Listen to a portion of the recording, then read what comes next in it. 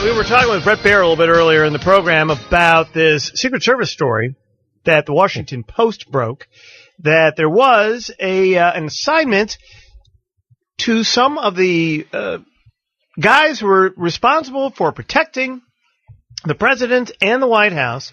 Oh, just the perimeter. Why are you getting all worked up?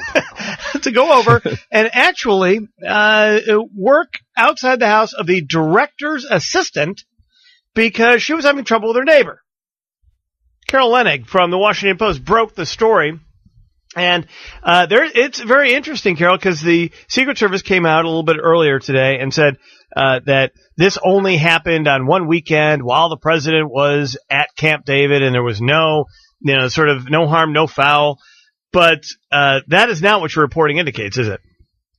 No, it's not. The account that was provided to us by multiple people, based on a review of records, multiple different entities, so it's not all Secret Service folks or former Secret Service folks telling us this, but the account they provided is that this went on for several weeks, at least 2 months, according to a couple of the sources we talked to, and that while the service says it was just the July 4th weekend when the president wasn't in town, our sources have indicated to us that the most worrisome part about this reassignment to Operation Moonlight was that they were sent down to La Plata on the same day that the president's helicopter was going to take off with him on his way to Andrews Air Force Base and then to Philadelphia for a fundraiser.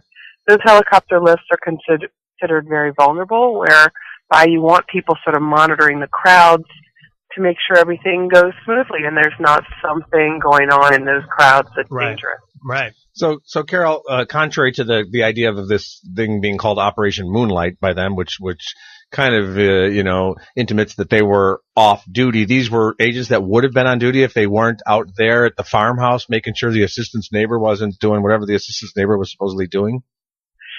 Yes, the folks that were supposed to be on Prowler, that's a code name for this unit. Mm-hmm. The folks that were supposed to be on Prowler were supposed to be monitoring the perimeter, responding to incidents that were reported by other people on or near the complex. So, for example, something Prowler recently responded to was when some person who was confused drove his car into the Obama daughter's motorcade recently and entered the White House compound by joining their motorcade.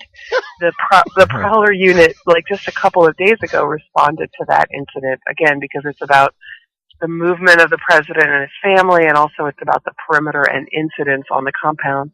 This unit was also supposed to be monitoring the motorcade and the helicopter when they left and when they arrived, carrying the president and his family.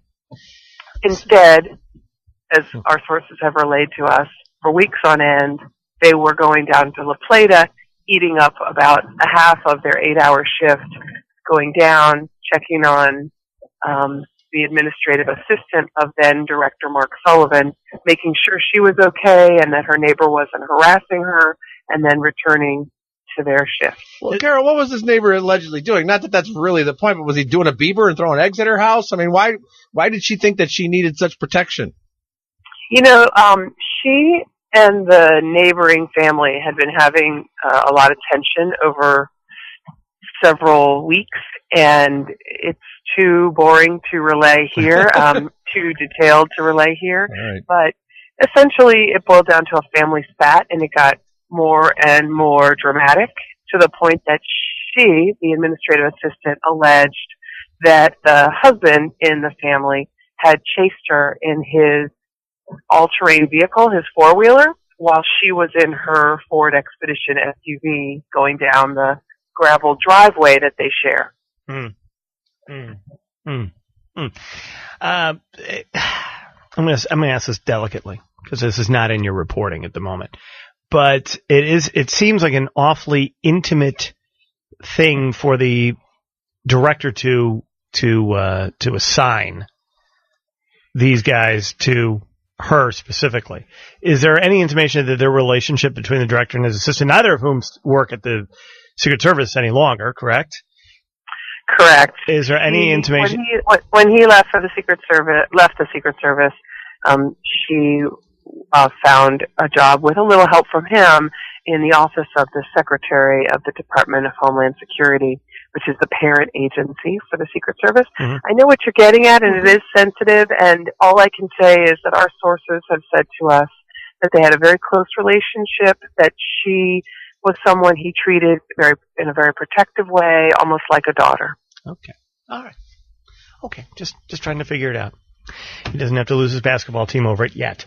All right, Carol, thanks very much. Appreciate it. Great reporting. Carol Lennick from the Washington Post, who broke the story of this incredible. It's just a lapse of good taste, I would say. I'm offended. Just more than that. I mean, that's why it's good sometimes to talk to the reporters who broke the story, Ro, because we're all reading the reports, but when she gives us even more details, that it was when helicopter lifts were taking off, that it happened more than one time the Secret Service claims, it makes the story even more egregious. Yeah.